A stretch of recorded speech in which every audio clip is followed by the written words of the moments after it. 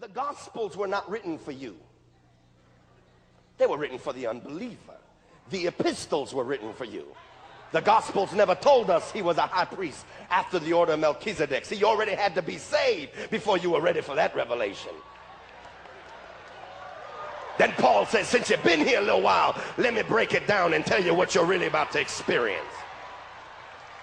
And sometimes we get stuck in Sunday school and God is trying to tell us to come up higher to the next level so that his life is prophetic. So for a few moments, allow me the moment to develop for you the prophetic sense of Jesus Christ. And when I get through tonight, you will find a renewing of your covenant with God and a renewing of passion for God, because you will understand yourself in context, or within the context of himself. What is my purpose? My purpose is to find out my identity within the context of his identity.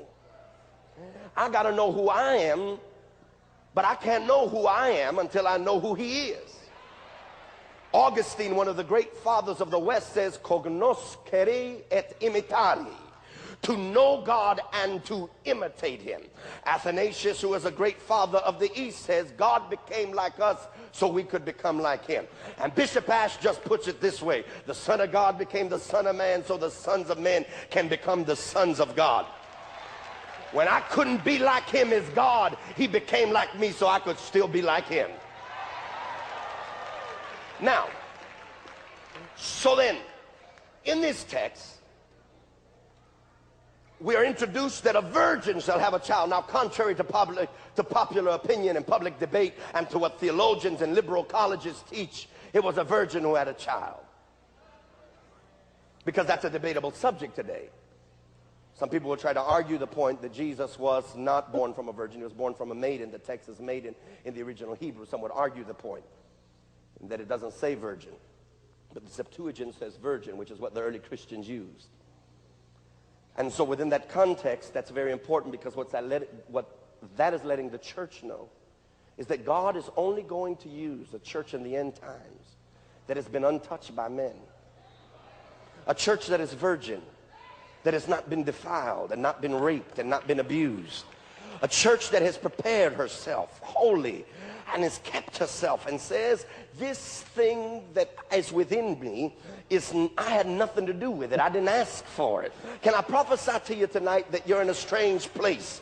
Because when God puts something in you that you weren't prepared for, I know we all have our 5-year plans, and we got to have them. But every now and then, God just like to mess you up. He like to just throw something in there you couldn't plan for, you couldn't save for, you couldn't prepare for. Because every now and then, he likes you to know, I did this. This wasn't your savings account. This wasn't your portfolio.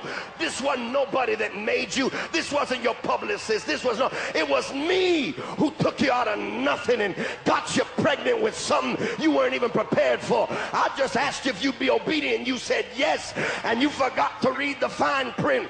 And little did you know that when you came here in January on Wednesday night all month talking about, Lord, renew my dedication, you don't know what you're about to get into. Because when you say, I'm ready to be used by you, God says, if you're really ready, I have a lot for you to do, but you're not going to be able to define it. You're not going to be able to explain it. The only thing I'm asking for, the only requisite thing, is that you make sure no man defiles you, so that when it comes to pass, nobody can say they did it.